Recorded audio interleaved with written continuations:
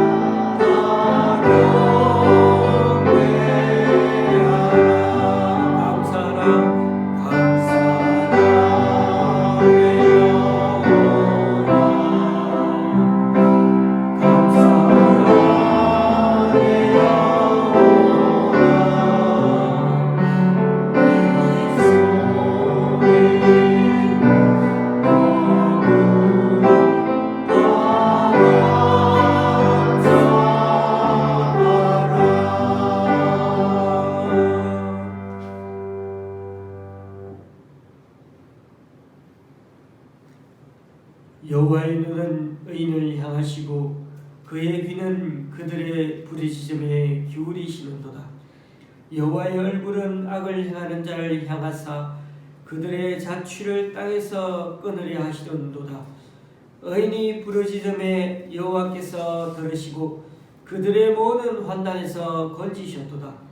여호와는 마음이 상한 자를 가까이 하시고 중심으로 통회하는 자를 구원하시는도다. 아멘. 사도신경으로 주님께 신앙 고백 올려드립니다. 전능하사 천지를 만드신 하나님 아버지를 내가 믿사오며 그 외아들 우리 주 예수 그리스도를 믿사오니 이는 성령으로 잉태하사 동정녀 마리아에게 나시고 본디오 빌라도에게 고난을 받으사 십자가에 못 박혀 죽으시고 장사한 지 사흘 만에 죽은 자 가운데서 다시 살아나시며 하늘에 오르사 전능하신 하나님 우편한 자 계시다가 저리로서 산자와 죽은 자를 심판하러 오시리라. 성령을 믿사오며 거룩한 공예와 성도가 서로 교통하는 것과 죄를 사하여 주시는 것과 몸이 다시 사는 것과 영원히 사는 것을 믿사옵나이다. 자리에 앉으셔서 찬송 6장 찬양하시겠습니다.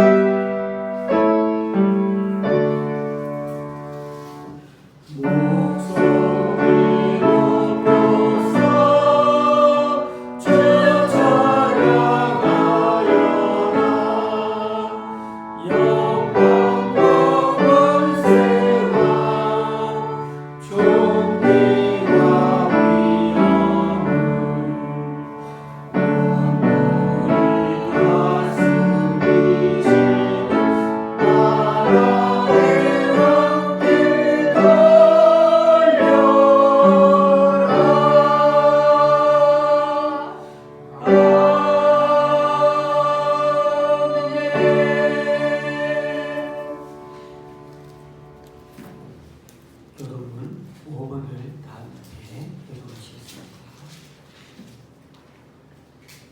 여러분 5번입니다.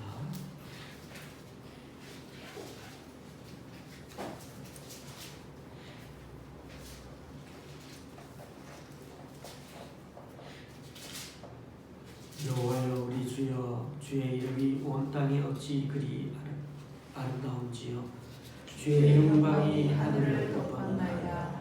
주의 대적으로 말미암아 어린 아이들과 젖먹이들의 입으로 권능을 세우시며 이런 원수들과 고자들을 전멸하게 하려 하시니이다.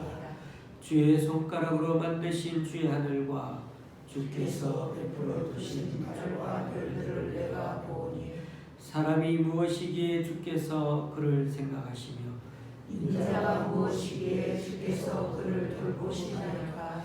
그를 하나님보다 조금 못하게 하시고 여호와의 여호와 전쟁으로 가르치셨나이다.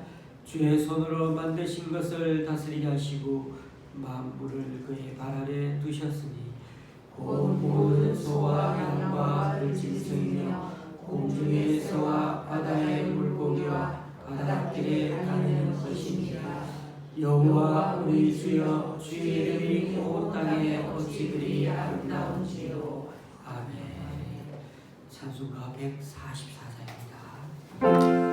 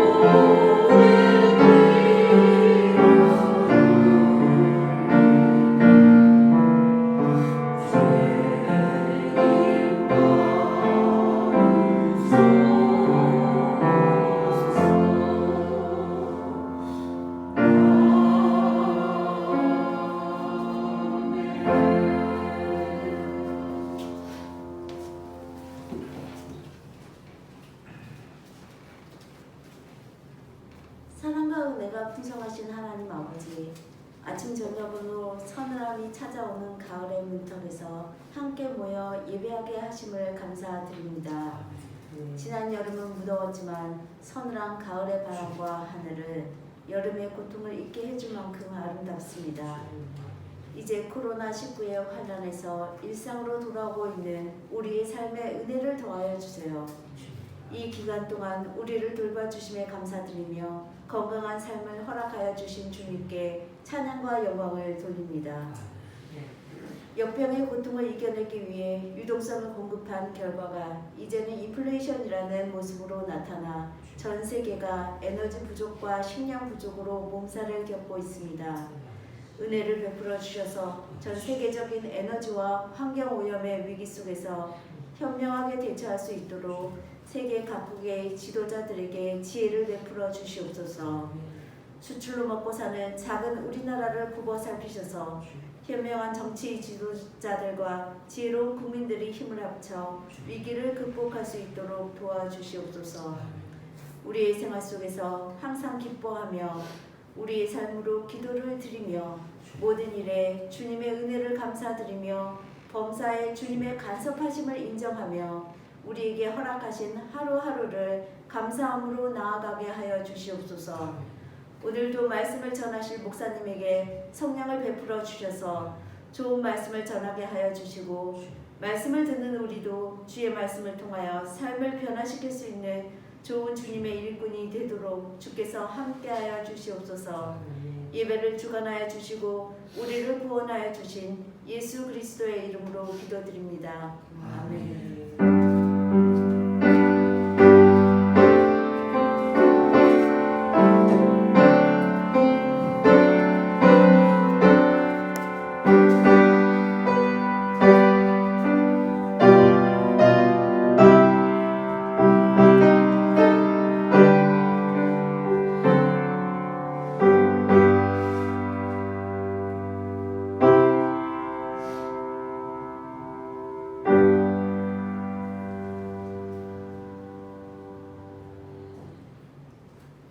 오늘 우리에게 주시는 하나님의 말씀은 데살로니가전서 4장 9절에서 12절까지입니다. 4장 9절에서 12절까지입니다. 제가 가지고 있는 신약 성경은 331쪽입니다.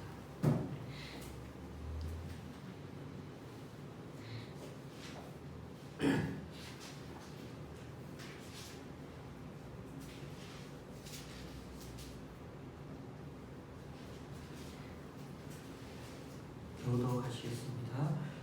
형제의 사랑에 관하여는 너희에게 쓸 것이 없음은 너희들 자신이 하나님의 가르치심을 받아 서로 사랑함이라.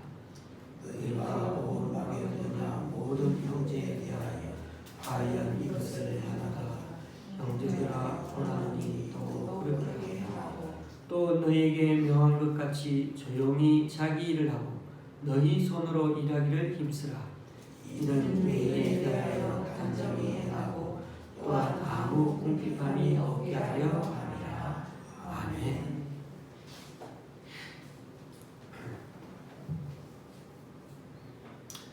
여기 계신 모든 분들은 여기 계신 분들은 모두 교회를 오래 다니셨습니다. 그나마 최근에 예수님을 믿으신 우리 정동원 집사님은 17년 1월 15일에 저희 교회에 오신 후에 5년 8개월 정도 되셨습니다. 어제 잠시 만났을 때 집사님 자신을 가리켜서 6년차 그렇게 교인이라고 하셔서 얼마나 제 마음이 기뻤는지 모릅니다. 목사님, 저는 우리 교회가 제일 좋습니다 라고 늘 말씀해 주시고 또 주변 사람들을 교회에 데려오려고 남들에게 밥도 사주고 어떻게든 사람들을 데려오려고 하는 거 보면 참 목사로서 뿌듯합니다. 저와 여러분도 어쩌면 우리 정 집사님처럼 그런 신앙적 열심이 있지 않았습니까?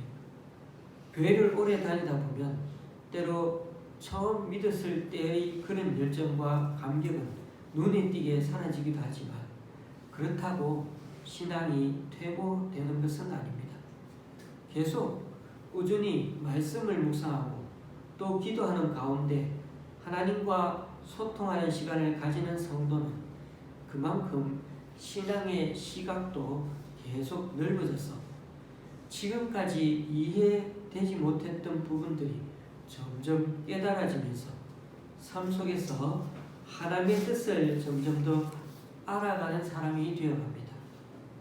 그런 점에서 신앙인은 세월이 흘러갈수록 그 시각이 정체되어 있으면 안 됩니다. 성경 말씀을 보고 기도하면서 사회생활을 해 나가다 보면 그런 영성 생활을 통해 우리의 영적 시야도 점점 달라지게 되어 있습니다. 처음에는 예수님 믿는 게 좋아서 기도도 많이 해서 성령 충만해지고 또 한 사람이라도 교회에 데리고 오는 게 재미가 있었는데 점점 교회 생활을 해보니까 한 사람을 사랑한다는 게 얼마나 어려운 건지 그 한 사람을 이해하고 받아준다는 게 때로는 교회에 데려오는 것보다 말만큼 쉽지 않구나 하는 것을 자꾸 깨닫게 됩니다.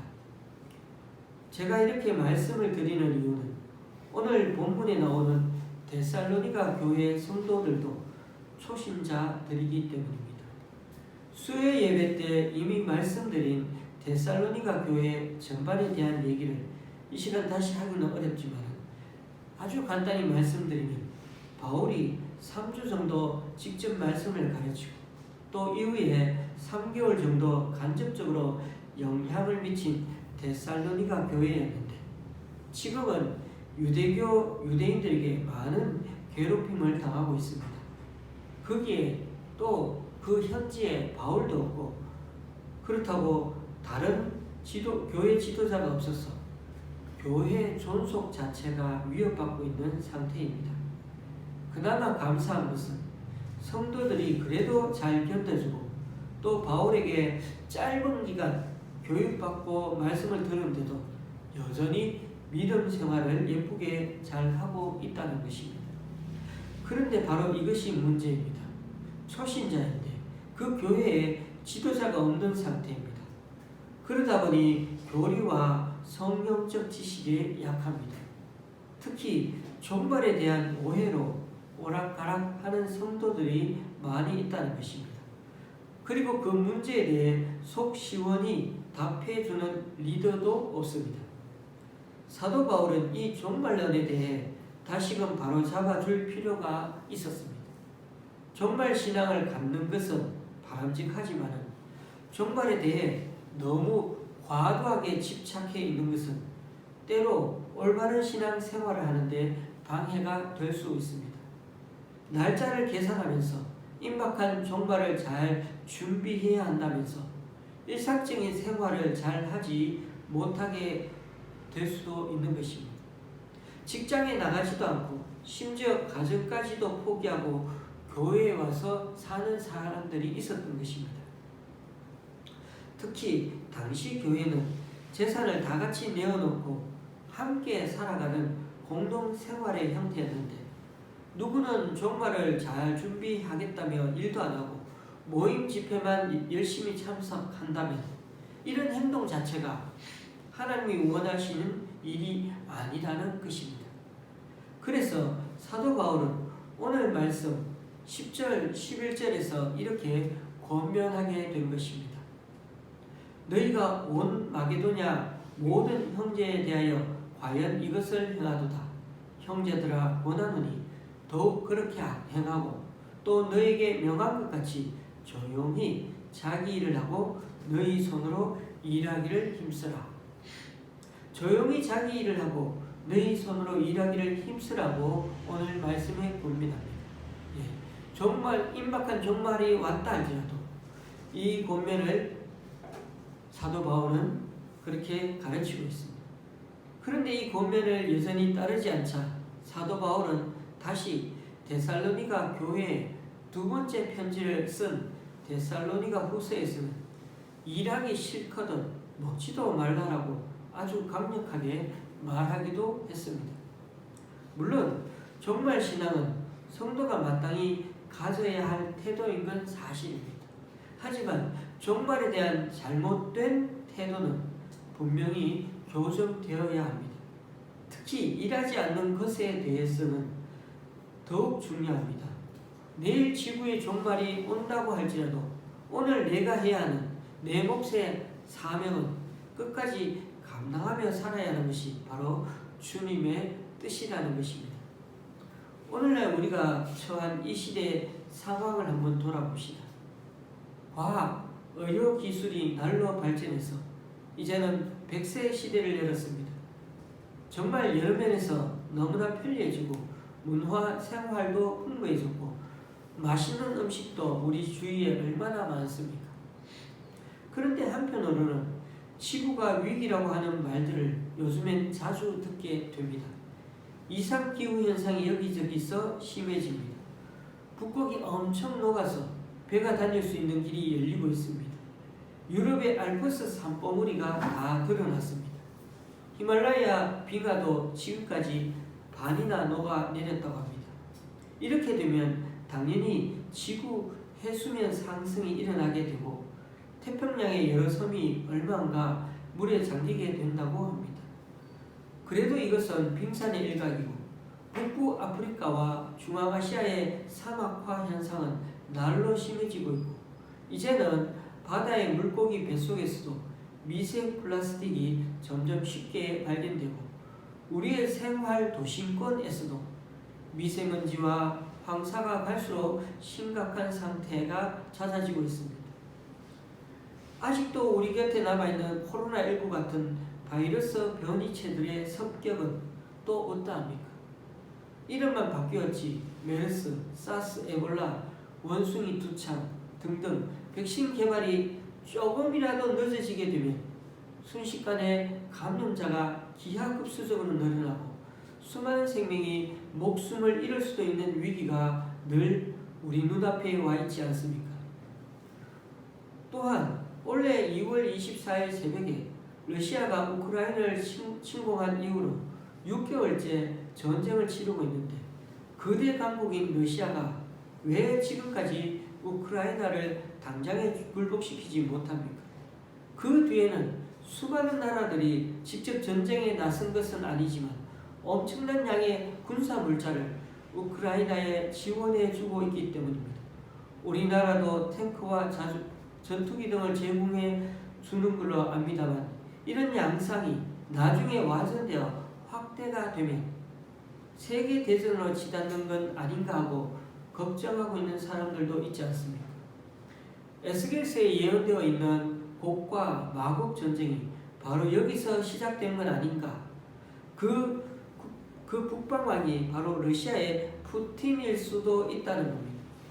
북쪽에 러시아가 승리한 후 나중에 이스라엘로 내려와 공격하게 된다는 것입니다. 그런 와중에 중국도 대만을 공격하면서 국제정세가 순식간에 요동치면서 그렇게 세계 3차 대전이 일어난다는 것입니다. 그것이 요한계시록 16장에 예언된 아마겟돈 전쟁이라는 겁니다. 아마겟돈이란 말은 머깃도의 산이라는 뜻입니다.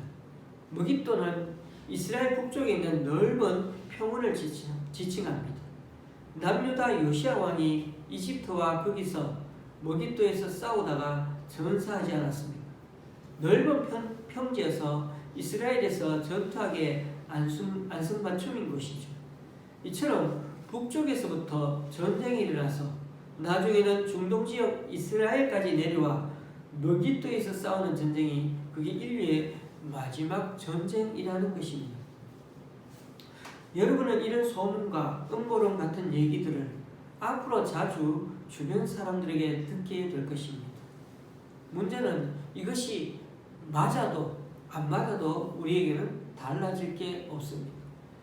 제일 우리 귀를 쫑긋하게 만드는 사람 중에는 기도를 많이 한다는 사람들이 이런 말을 하면서 우리도 모르게 쉽게 그 말을 믿어버린다는 것입니다.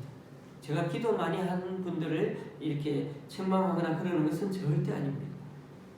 그러나 조심하시기 바랍니다. 사람이 예언할 때 말입니다. 잘못하면 우리도 자신도 모르게 신천지 같은 그런 상황에 그런 잘못을 저지르게 됩니다. 오늘 말씀을 보시면 4장과 5장의 종말에 대한 얘기가 많습니다. 지금 예수님이 하늘로 승천하신 지 20여 년 정도 지난 상태라 언제 다시 자신들이 살아있을 동안에 예수님이 임하실까? 그게 그들의 초관심사였습니다.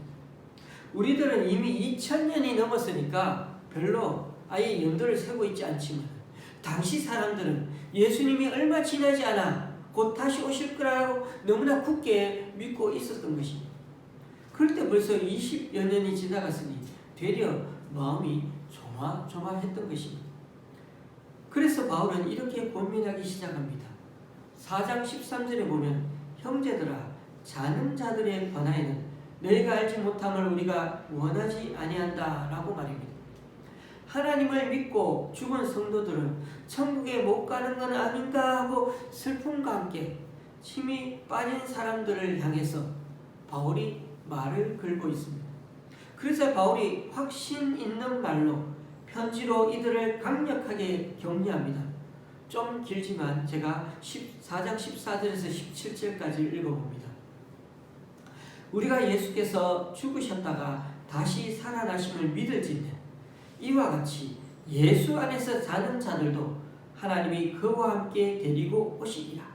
우리가 주의 말씀으로 너희에게 이것을 말하노니 주께서 강림하실 때까지 우리 살아남아 있는 자도 자는 자보다 결코 앞서지 못하리라.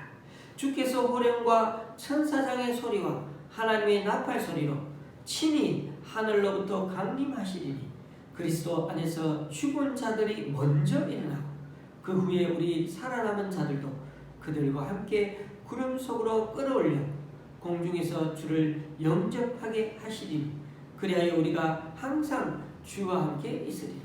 무슨 말입니까? 걱정 마라.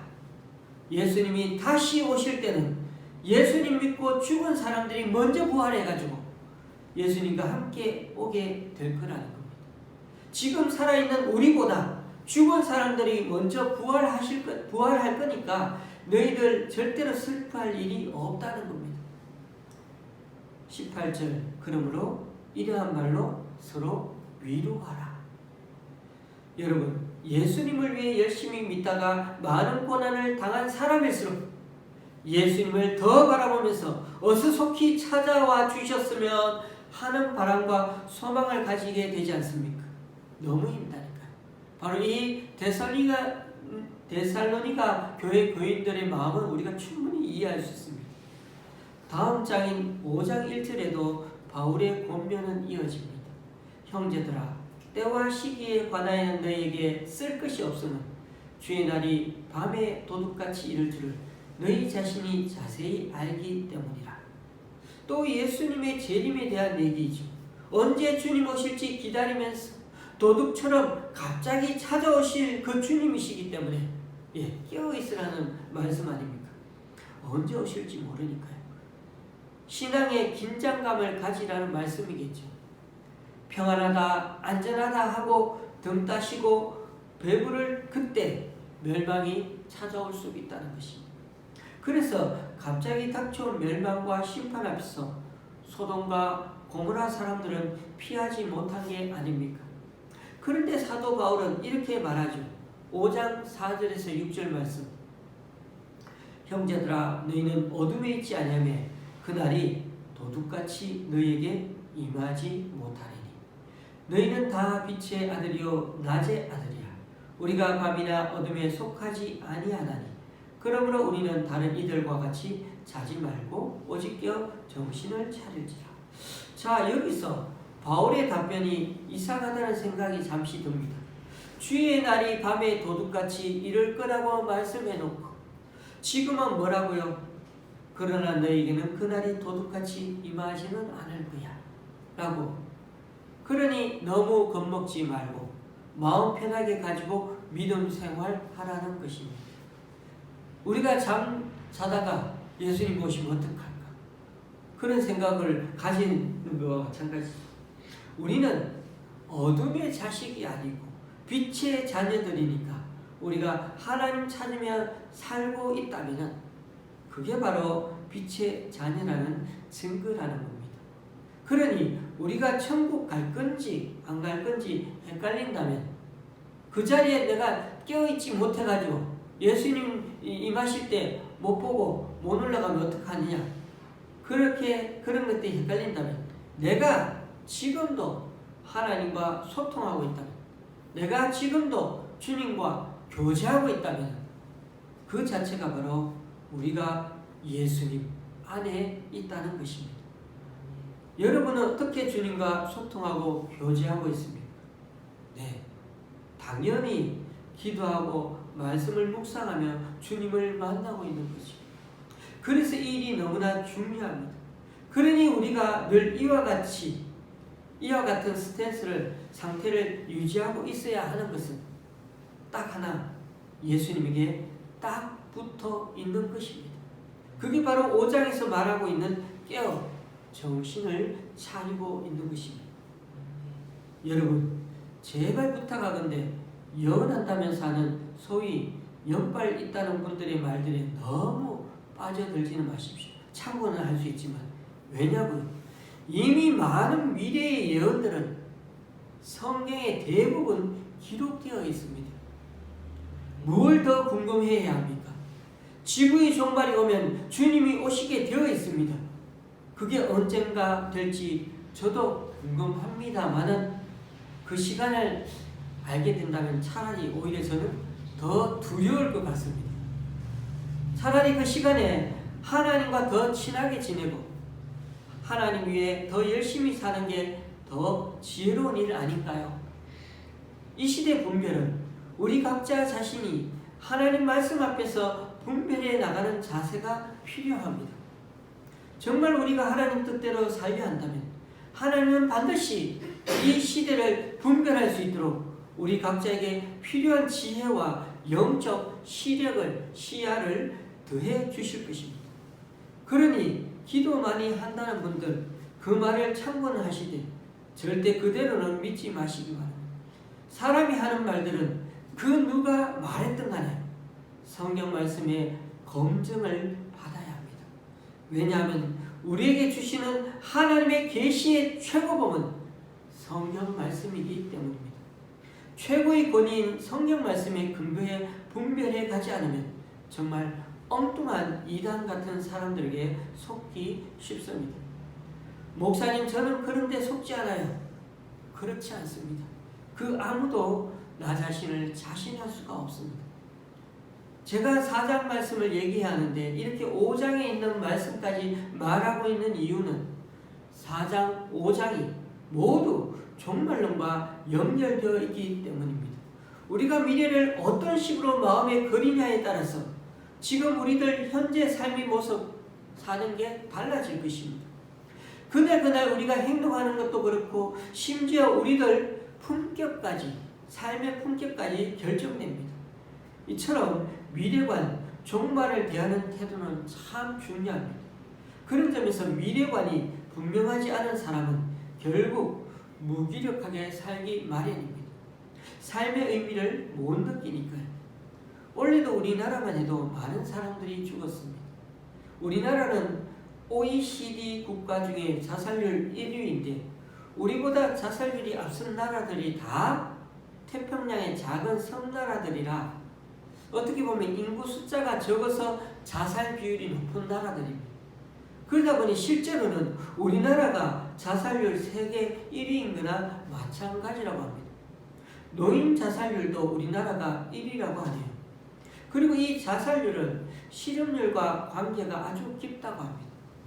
그러니 정서적으로 또 정신적 질환으로 자살하는 대부분의 케이스를 보면 나에게 미래가 없다라고 느끼는 사람들에게서 일어납니다. 희망이 없다는 것이죠. 그러면서 우리 기독교 신앙의 특징은 언제나 강력하고 분명한 미래관 소망이 있지 않습니까? 그 미래관의 가장 구체적인 특징은 맞습니다. 예수 그리스도께서 다시 오신다는 그 확실한 믿음에 있습니다. 예수님을 따르는 사람들은 예수님이 승천하신 날부터 계속 그분의 오심을 기다리며 살았습니다. 그리고 예수님도 자신을 따르는 이들에게 곧 다시 오겠다고 말씀하시지 않았습니까? 그 약속을 굳게 믿는 사람일수록 어떻게 살려고 하겠습니까? 항상 기뻐하라. 쉬지 말고 기다라. 범사에 감사하라. 이것이 그리스도 예수 안에서 너희를 향하신 하나님의 뜻입니다. 분명한 미련이 있는 사람일수록 현재의 삶에 더 충실해지고 더 행복한 마음으로 살아가게 될 것이라는 말씀입니다. 그런데 왜 오늘 4장 12절에 나오는 말씀인 외인에 대하여 단정히 행하라는 말씀을 제가 설교 제목으로 정하게 되었을까요? 우리 그리스도인들은 확실한 미래에 대한 소망이 있으면 있을수록 현재 충실하게 조용히 묵묵히 살아가는 자들이기 때문입니다. 본문에 나오는 데살로니가 도시 자체는 오늘날 우리가 사는 서울처럼 당시에 너무나 세련된 세속도시, 경제도시, 그리고 성적으로 자유분방한 쾌락도시였습니다.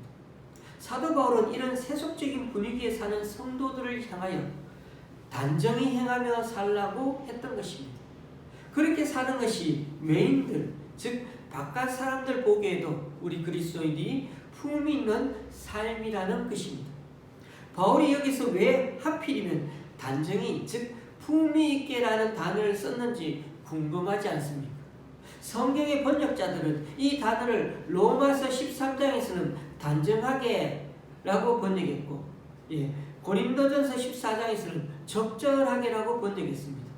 품위 있게를 단정하게, 절도 있고 또 적절하게 번역한 것은 품위 또 품격이라는 말 속에는 바로잡다라는 뜻이 들어있기 때문입니다.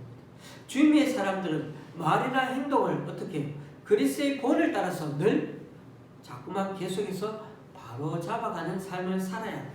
그래야 우리도 모르는 새 그 사이에 주님이 원하시는 품격이 생기게 됩니다.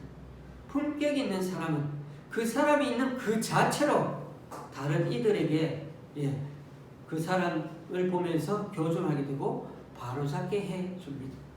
신약에 나오는 초대교회 그리스도인들에게는 사람을 잡아당기는 매력이 있었습니다. 그리스도인다운 품위가 있었고 품격이 있었습니다.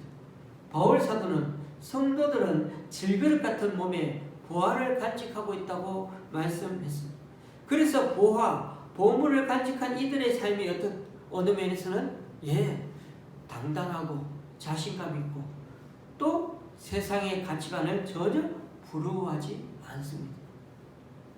사방으로 우겨쌈을 당하여도 쌓이지 아니하며 답답한 일을 당하여도 낙심하지 아니하며 박해를 받아도 버림받지 아니하며 거꾸로 뜨림을 당하여도 망하지 아니하는 것이 바로 이것이 믿는 사람들의 진정한 품위입니다. 물론 2000년이 지난 오늘 우리들의 현실은 이에 한참 못 미칩니다. 세상은 오늘의 그리스도인들을 보며 볼썽사납다고 말합니다. 품위가 없다는 말인 거죠. 제가 2년 전에 이 말을 했습니다만 믿지 않는 이들과 구별되지도 않습니다. 마음 씀씀이나 지향점이 세상 사람들과 이제는 똑같습니다. 오히려 지나친 자기 확신으로 다른 사람들을 무시하거나 미워합니다. 기본적 교양이나 상식 그리고 예의조차 없는 기독교인들도 참 많은 것 같습니다. 그런 점에서 인간이 된다는 것은 자기 자신을 문제로 여기고 자기를 비판적으로 바라보는 것입니다. 자기 비판적이고 자기 자신을 성찰할 수 있는 사람은 자기 만족에 빠지지 않습니다. 그런데 믿는다고 하는 이들 가운데는 자기 만족에 빠진 이들이 많습니다. 그래서 외부 사람 또 주변에 있는 세상 사람들이 보기에는 볼썽사나워집니다. 최소한 볼썽사나운 사람은 되지 말아야 하지 않겠습니까? 말씀을 맺습니다. 말세가 가까웠다고 너무 두려워하거나 하지 말고 지금 우리가 하고 있는 일에 묵묵히 최선을 다해 살아갑시다. 세속주의에 빠져들지 말고 하나님의 선하시고 온전하시고 선하시고 기뻐하시고 온전하신 뜻이 무엇인지 늘 알려달라고, 우리 눈을 열어보게 해달라고 기도합시다. 그래서 우리 주변 사람들 앞에 늘 그리스도인다운 품위를 유지하고 단정히 행함으로 비록 작은 일들이지만은 주님께 부름받은 사명의 자리로 여기고 최선을 다하며 살아가는 저와 여러분이 될 수 있기를 바랍니다. 기도하시겠습니다.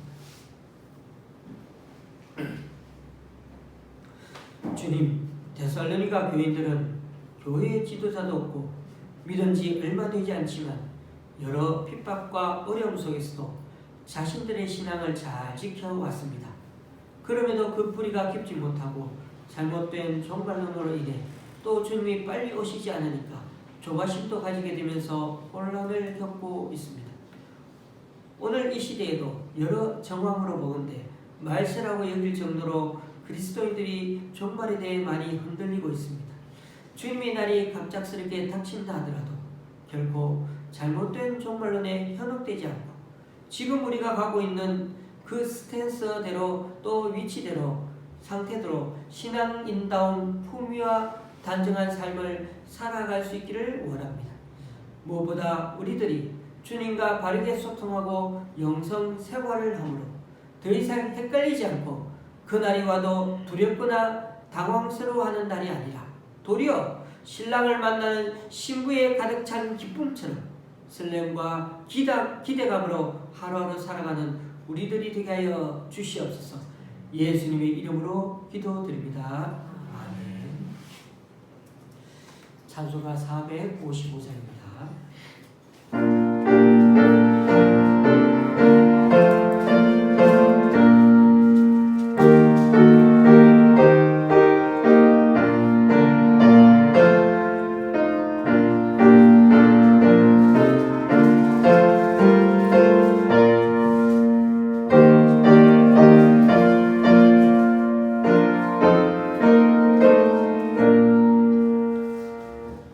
주님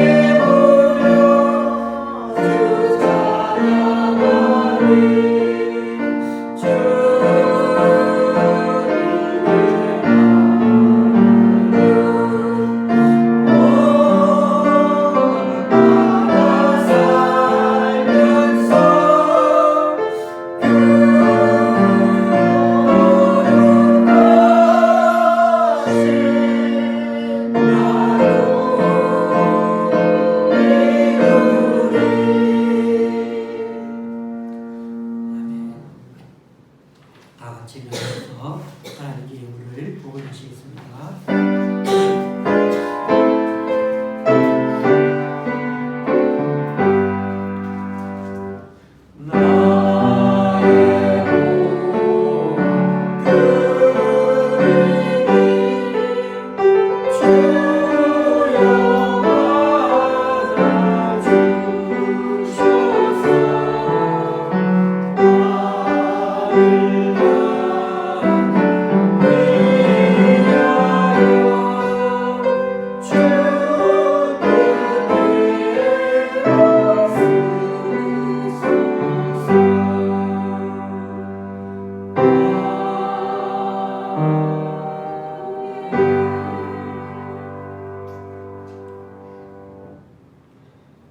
주님, 오늘 이 시간 주님 앞에 나와 각자 여러 모양으로 드리는 헌금들 기뻐 받아주시고 쓰이는 곳마다 귀한 결실 맺을 수 있도록 크신 은총으로 덧입혀 주옵소서.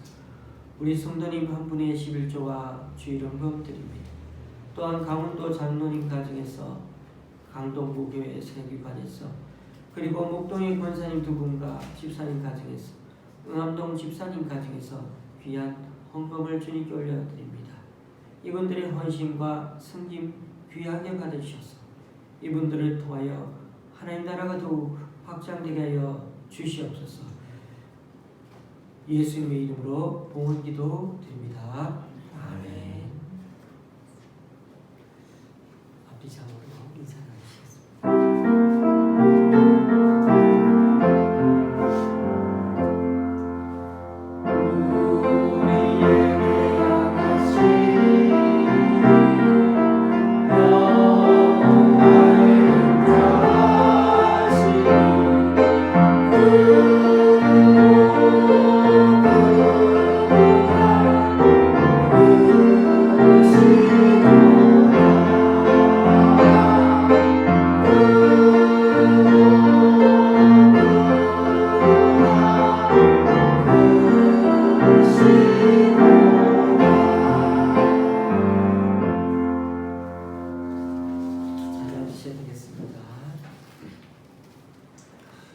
저녁에 날씨가 뚝 떨어져서 많이 차가워졌습니다.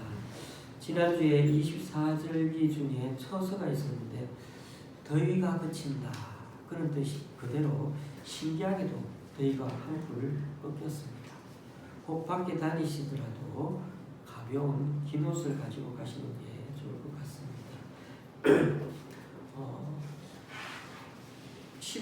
10일이 보니까 9월 10일이 추석이고 그래서 9월 11일 주일날 이렇게 가능하면은 감사절로 그렇게 보내려고 합니다. 감사절로 예배드리고자 합니다. 기억하시고 그렇게 하나님께 함께 감사하는 날이 되었으면 좋겠습니다. 가실 때 꼭 도시락을 받아가시면 좋겠습니다. 한 주간도 건강하시고 믿음으로 살아가시기 바랍니다. 찬송가 53장입니다. 심사를 가지며